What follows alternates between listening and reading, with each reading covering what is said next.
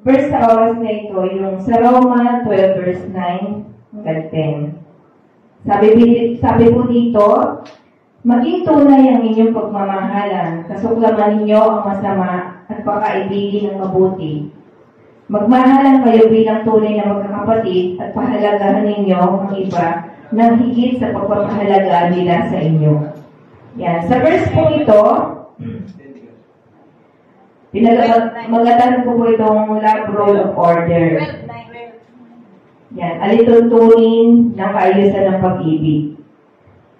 Yan. Sabi po dito, kapag ikaw ay naging matyaga, maghintay sa pangako ng nanay at tatay mo, di ba po, masalamin dyan yung pag-ibig. Kapag nasaktan ka pero hindi ka gumanti, yan, may pagmamahal po yan.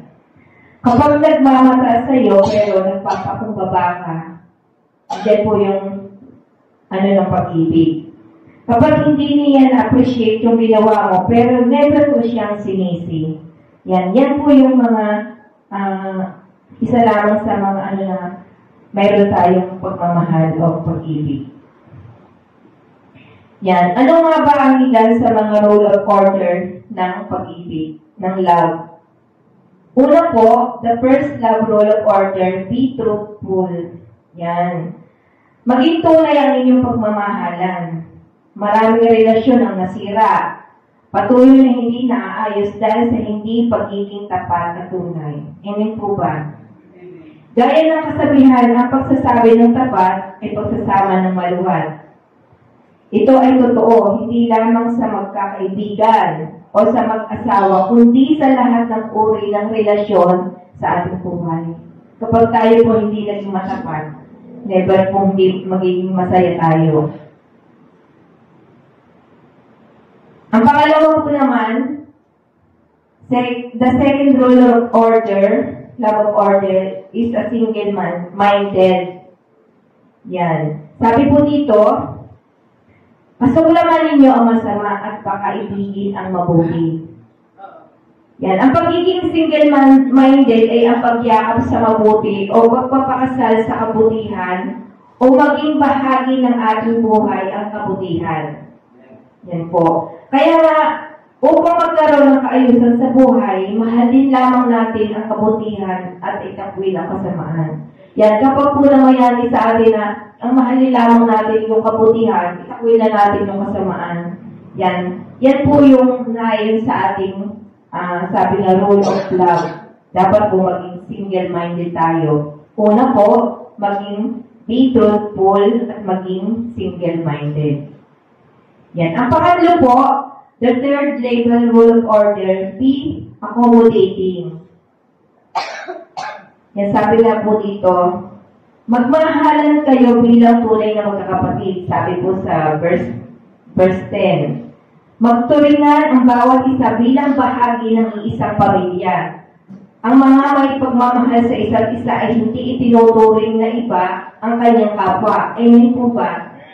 Yan.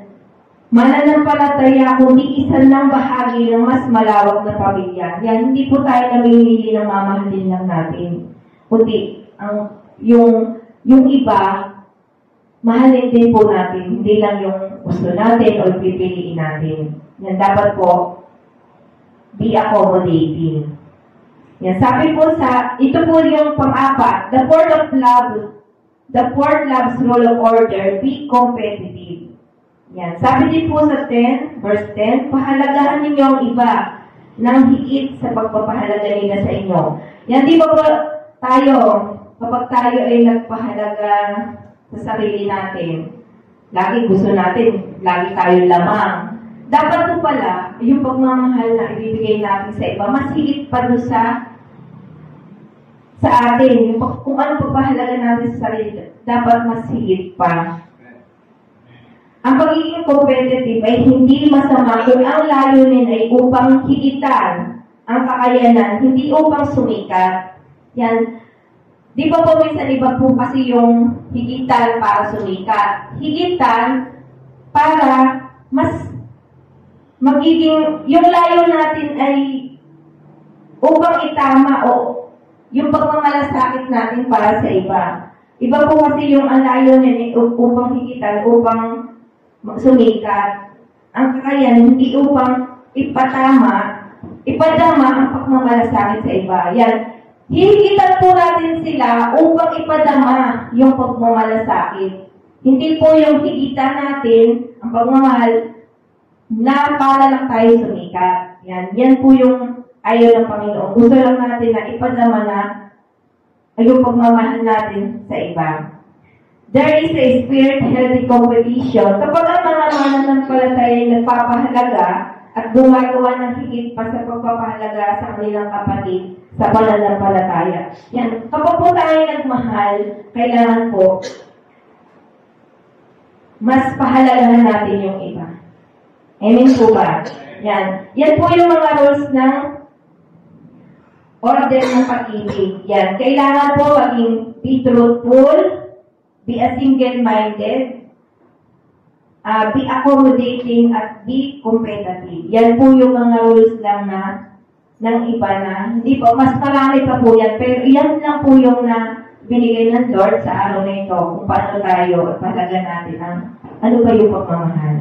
Yan. Pero mas higit po yung pagmamahal sa atin ng Lord. Iba po, sabi nga, mas higit yung pagmamahal sa atin na binibigay ng Panginoon kumpara sa kanyang sarili. Di ba po? Nagsakripisyo siya sa krus para sa atin. Napaka unfair para sa atin na tayo mas pinapahalaga natin yung sarili natin sa krus. Di ba po mas masakit?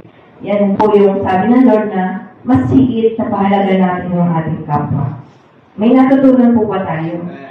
Yan. Yan, bago po tayo magsimula, pamahagi na po natin yung ating pagsasalunan. Na ito po, i-ready po natin ang ating mga sarili na lahat po ng ating isipin, iwan muna natin at isipin natin kung paano tayo pahalagahan ng Panginoon.